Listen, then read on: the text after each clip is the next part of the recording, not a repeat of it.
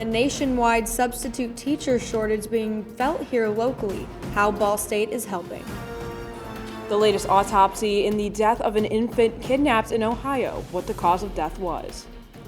Former President Trump visited Iowa today. What his supporters say about his competition. Today marks 3 years since Breonna Taylor was fatally shot by police. What the DOJ report includes. And I am tracking a chance of some snow showers and some cooler temperatures on the way. Delaware County's only live television newscast from Ball State University's Unified Media Newsroom. You're watching NewsLink Indiana. Good evening. Thanks for being with us. I'm Madison Smith. And I'm Grace Benkowski. Our top story tonight, Ball State students can make extra money by helping their community. While Indiana is experiencing a preschool through 12th grade teacher shortage, the substitute teacher shortage is much larger. To help ease the stress, Ball State's recent partnership with Muncie Community Schools has created a substitute academy.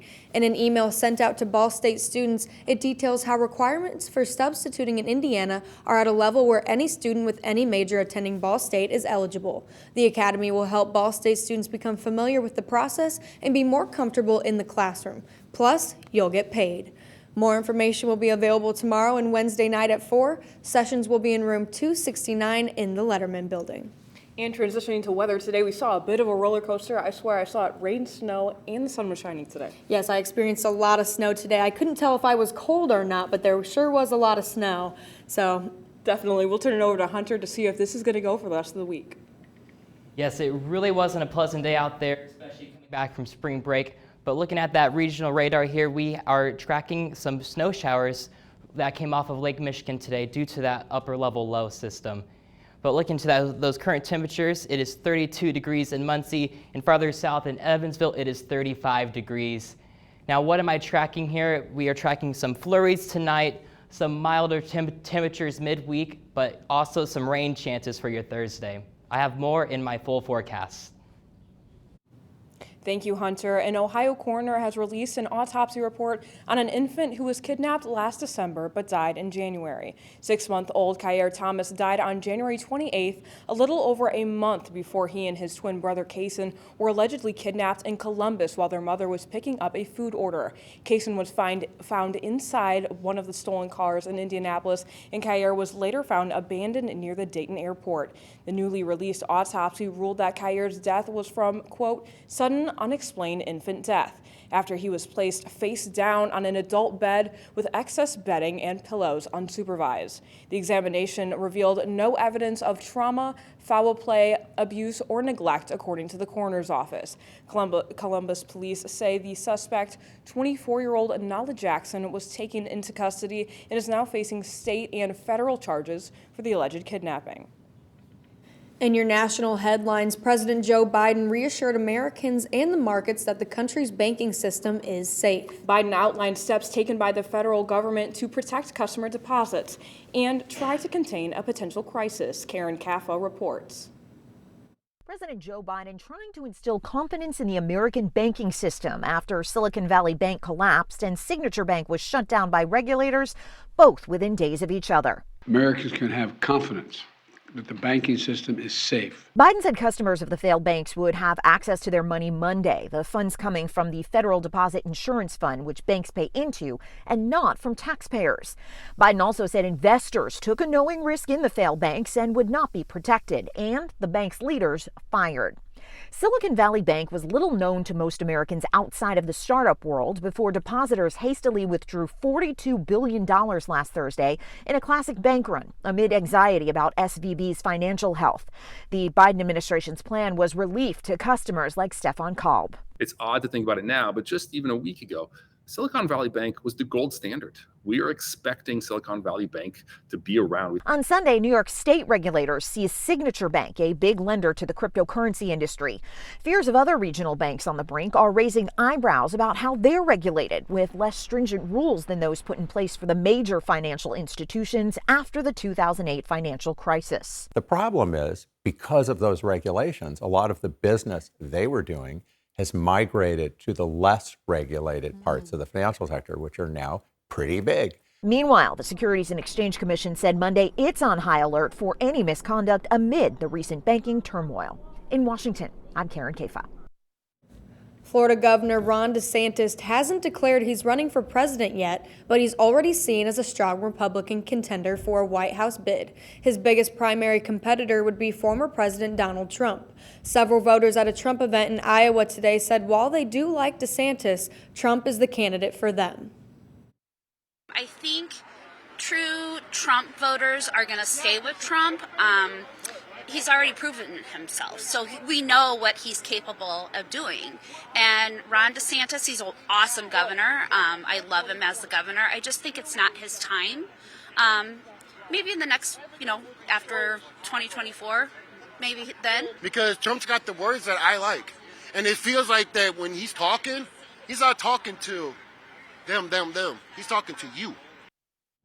Iowa will hold the nation's first presidential nominating contest in 2024. Today's event marked Trump's first trips to the state since announcing his presidential bid. It follows recent trips to Iowa by DeSantis and declared candidate former UN Ambassador Nikki Haley.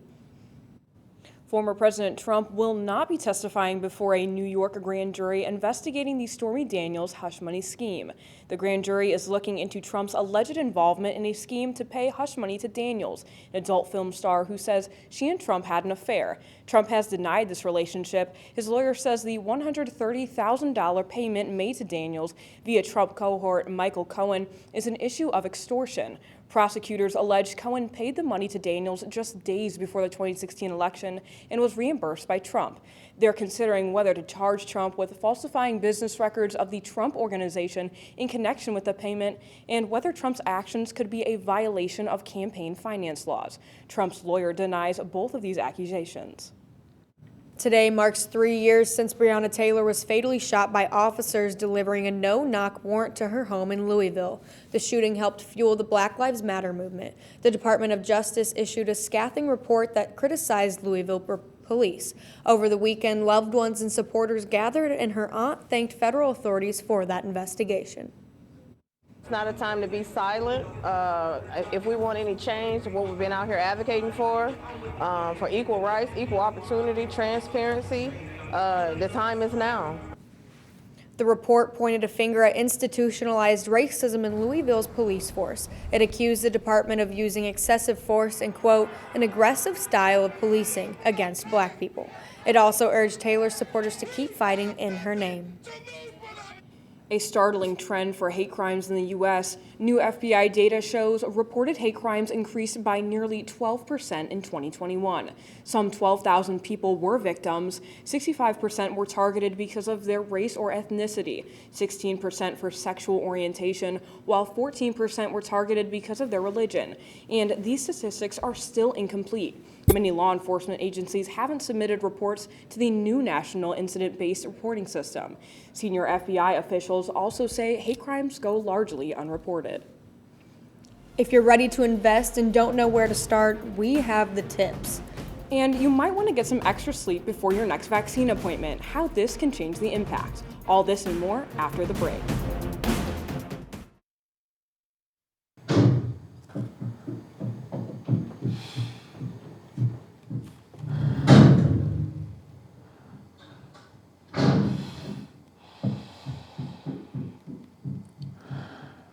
I love you!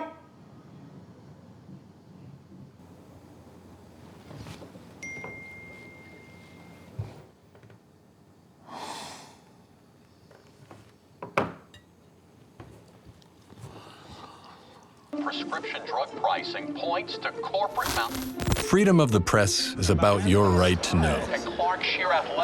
It's about your right to be informed. Today, there are real threats to press freedom and your right to know about the world around us. We must protect our right to know, no matter what kind of news is important to you. Before it's too late, understand the threats. ProtectPressFreedom.org. The central and midwestern U.S. averages more than 850 tornadoes each year, and lately, the number of floods has been rising in the region too. So chances are, there will be more twisters and floods near here again. And between school, sports, and social lives, chances are, you won't be with your kids when it happens. Will they know what to do? Ready.gov/kids has all the educational tools and information to make the conversation easy. When the time comes, chances are they'll feel prepared, not scared. So talk with your family today. Hey guys, it's me, Isabella Gomez, filling in for Smokey Bear because he's got more to say than just... Only you can prevent wildfires. Like, if you're outside enjoying a barbecue, don't let a hamburger distract you from fire safety. Make sure you aren't dumping your hot coals or ashes onto the ground because that could start a wildfire. So take wildfire prevention seriously and let's save the world one day at a time. Juntos con Smokey Bear, podemos hacerlo. Go to smokeybear.com to learn more about wildfire prevention. If you're looking to take your investing to a new level this year, experts recommend you take a humble approach. With stocks, real estate, and even crypto growing more volatile, what can you do to grow your portfolio? Financial expert Lynette Calfine-Cox has 5 tips to help you this year. The first one is to do your research before investing in any market. And number 2, have a plan. Once you understand the risks, figure out how much you can invest, especially amid soaring inflation. 3, diversify your investments. And number 4, treat crypto with extreme caution. And finally, know your limits. Lunchables will soon become part of school lunch programs. Kraft Heinz, the company behind Lunchables, said 2 new varieties will be in school cafeterias this fall. Lunchables Turkey and Cheddar Cracker Stackers and Lunchables Extra Cheesy Pizza. These are 2 different ones that can be found in grocery stores. The company says they have, quote, improved nutrition that meets federal guidelines for the National School Lunch Program. The rollout comes as school nutrition guidelines are becoming more strict. Attention dog owners, a recall on prescription dog food has been expanded. Purina Pro Plan Veterinary Diets EL Alimentation prescription dry food was initially voluntarily recalled in early February due to a supplier error. It caused potentially elevated levels of vitamin D in some of the product. Now that recall has been expanded following an investigation by Purina. While vitamin D is an essential nutrition for dogs, it can create health problems in high doses. Pet owners are encouraged to check their food and compare it with UPC and production codes on the Food and Drug Administration's website. No other Purina products are impacted. Stratford Care is recalling multiple brands of omega-3 supplements for dogs and cats. The problem is they may contain too much vitamin A. Elevated levels of the vitamin can lead to a plethora of health issues in animals, including death. So far, just 1 dog owner has reported vitamin A toxicity. The affected products are sold in bottles containing 60 soft gels. Many different private label brands sold the supplement. A complete list of them can be found on the Food and Drug Administration's website for the Stratford Care Omega-3 recall. It's Sleep Awareness Week, and if you're scheduled to get a vaccine for COVID-19, the flu, or anything else, sleep could be critical to the effectiveness of that shot. That's the new takeaway from a study that found not getting enough sleep may decrease a vaccine's impact, especially for men. Researchers found that sleeping less than 6 hours the night before getting the shot may limit the body's response to the vaccine. That would result in reduced protection against the virus or bacteria. According to the authors, good sleep not only amplifies, but may also extend the duration of the protection of the vaccine. The study published in the journal Current Biology found the impact of poor sleep on immune response to a vaccine was only scientifically relevant in men. We're looking at some cooler temperatures now, but I'm tracking some rain for your St. Patrick's Day.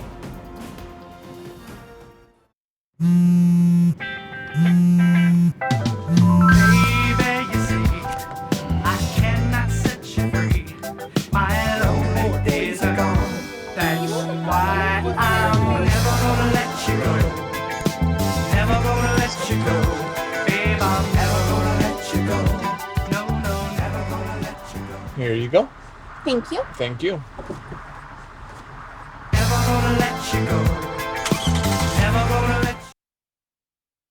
I think it's just vapor with flavor. It won't hurt my kid like cigarettes, right?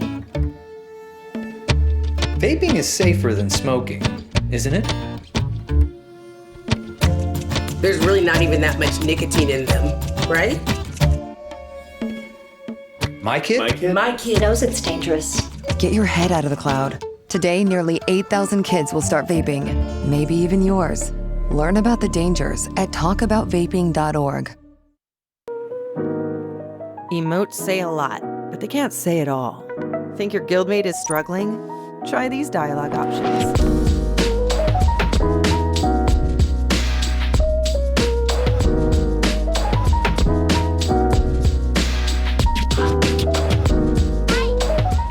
Go beyond emotes. Check in with your guildmates at seizetheawkward.org.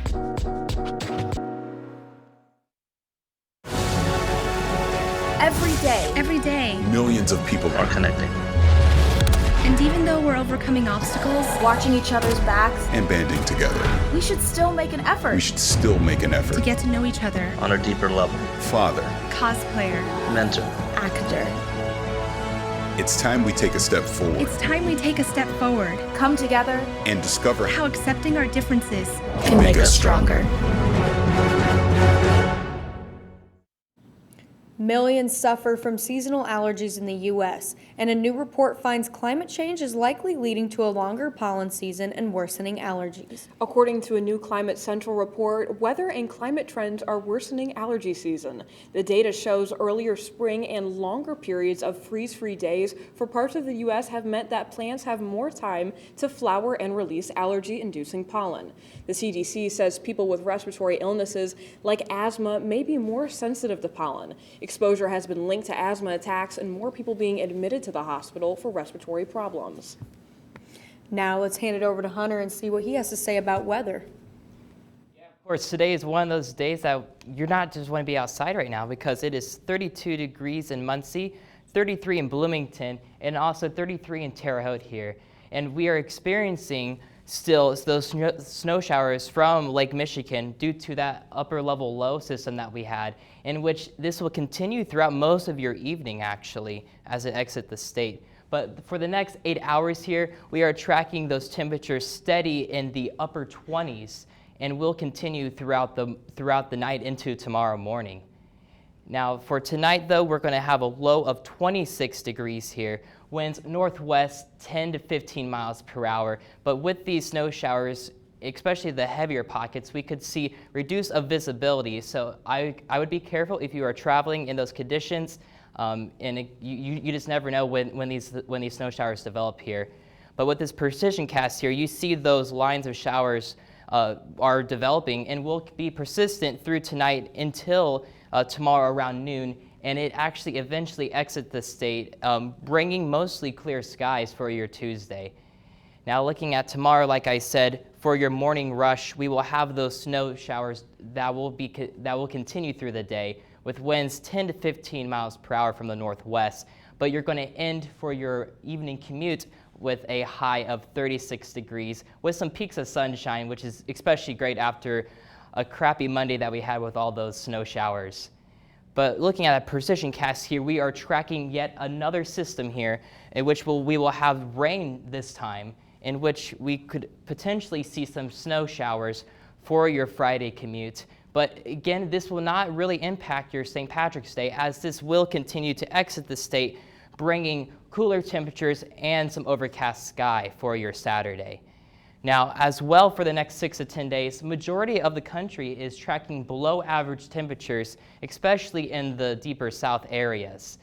So for the next 7 days here, again, we have that system that I talked about for Thursday actually, which we have a 70% chance of having those snow and rain chances with a high of 55. But once this cold front passes through on Friday here, you will have some cooler temperatures for your St. Patrick's Day. I would not cancel your plans though, because again, it will exit the state during the afternoon time, but you are going to end it for your weekend with a little bit of warmer temperatures to start your Monday. So again, a really bunch of roller coaster of temperatures, and that's why, again, those seasonal allergies are happening. Yeah, I can see that. It was definitely a roller coaster of weather today. I guess it's just going to continue out through the weeks. Yeah, for sure. Definitely going into, we're not going to be so lucky. Hopefully those rain showers on Friday clear out to be that weekend that's going to be nice. And hopefully we have those sunny skies. Exactly. Definitely. Thank you so much, Hunter. And we'll toss it over to Jake with sports. Thanks, guys. The Madness of March is finally here with the release of the official NCAA brackets. And we sit down with some Ball State athletes from around the globe. All that and more next in sports. Here's your sandwich, miss. Oh, thank you. And your burger. Awesome, thank you. And your bowl of boiling water, sir.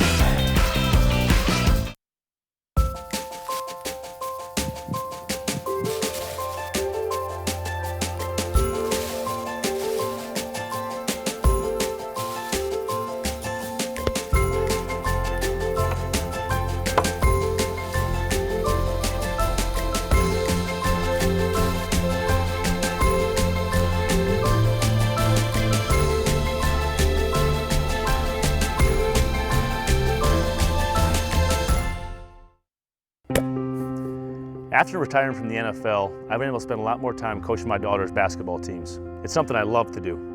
Through our games and our tournaments, we see all types of coaching, good and bad. And it begs the question, do we really know who's coaching our kids? Do they have the proper training and screening it would take for me to be comfortable with my daughters playing for that coach?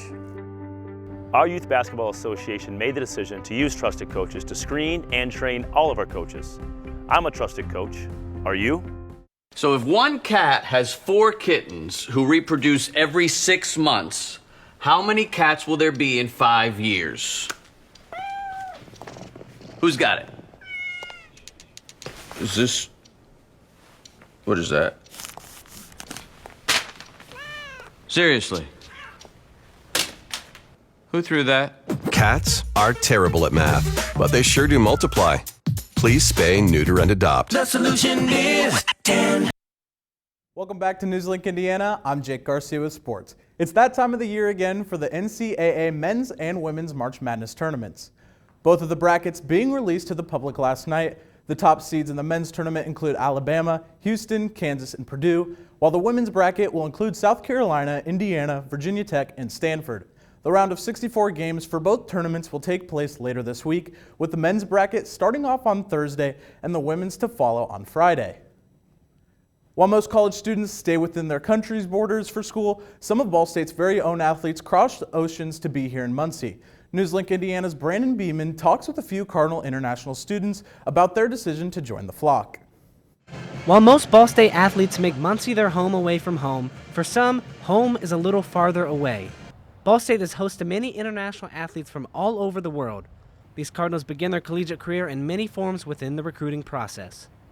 Ball State reached out to me, and honestly, the first moment since I talked to the coaches, I knew that was the best fit for me and the style of the game I play. For other athletes like women's golfer Jasmine Driscoll, the recruiting process was a little more relaxed.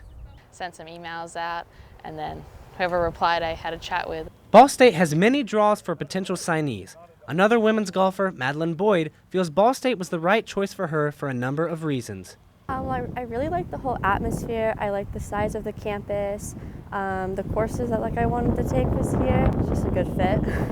Hailing all the way from Croatia, Hannah Mule's challenges can be a little different from other freshmen. They're 6 hours before, so I have to figure out the perfect time to call them because it's sometimes super late when we finish with practices. Driscoll, whose hometown is Sydney, Australia, also feels the effects of being thousands of miles from home.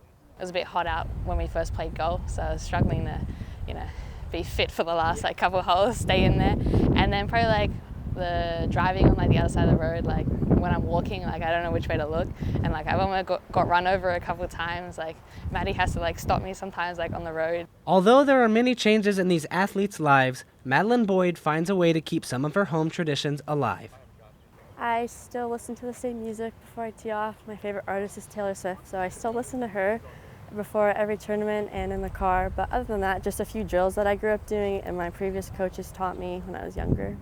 These three freshmen are set to make their mark in the United States for the next few years. In Muncie, Brandon Beeman, NewsLink, Indiana. Ball State programs continued play over spring break as Ball State women's basketball took on the MAC tournament in Cleveland. After a semifinal appearance in the Mid-American Conference tournament, the Cardinals have been chosen to host the first round of the WNIT. The WNIT is an alternative women's basketball bracket for those squads that miss out on the NCAA. Ball State face off against the Belmont Bruins on Thursday night. The Cardinals come into the matchup with an overall record of 25-8, with the Bruins at a 23-11 record. The first round matchup will take place at 6:30 p.m. And obviously now is the time to fill out those brackets. Are there any favorites that we see making it far into the tournament? Well, the strategy that I have when it comes to picking out who's going to win is I pick the best colors. What's your strategy? Honestly, I think for this one, I might have to just go with Indiana. I think I'm going to be rooting for Purdue because you can't go too far from home. Yeah, you definitely can't go too far from home, and those two are definitely some teams to look out for in this tournament run. Yeah, who are you looking out for? I see a lot of teams making it. Obviously, I'm a big Purdue fan with my dad, so it's going to be really great to see what they can do throughout this run. Zach Edey looks really good. Probably the National Player of the Year. So it's going to be a very good run to see what teams and what upsets there might be in this tournament. For sure. Awesome. Thanks so much, Jake. All right, after the break, we have a look at our anchor picks. And Hunter has one final look at this week's forecast. Stay with us.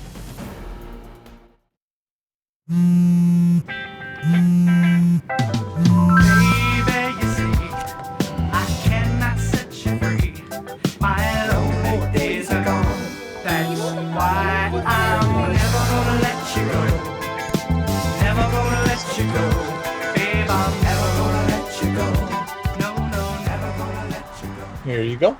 Thank you. Thank you.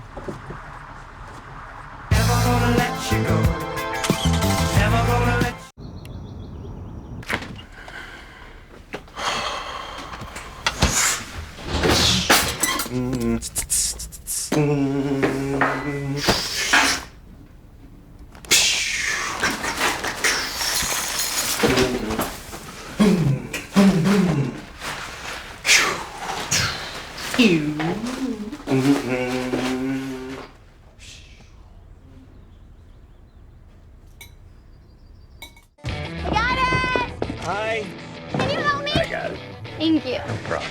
Just like the rules to surviving Zombieland, there are steps you can take to be prepared for an emergency. It's the right thing to do. Talk with your family to make a plan. Look for safe areas to meet up if separated. And stock up on supplies. It's never too early to get prepared. So start now. Right now?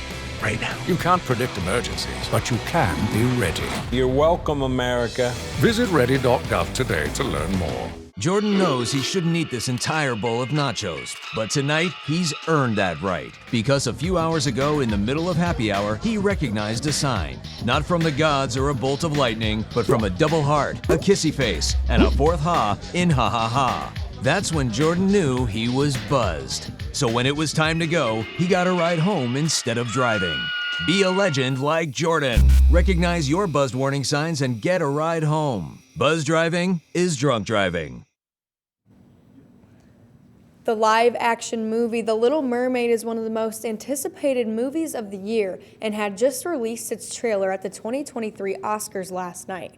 The audience at the Academy Awards show was gifted a sneak peek into this new film that will be released May 26th of 2023. Haley Bailey and Melissa McCarthy are two of the film's stars that came out on stage to present the trailer before it was aired. A bit of deja vu for this Maryland man as he pulls off his fourth lottery win. Kenneth Weinberg won $50,000 last week off of a scratch-off ticket.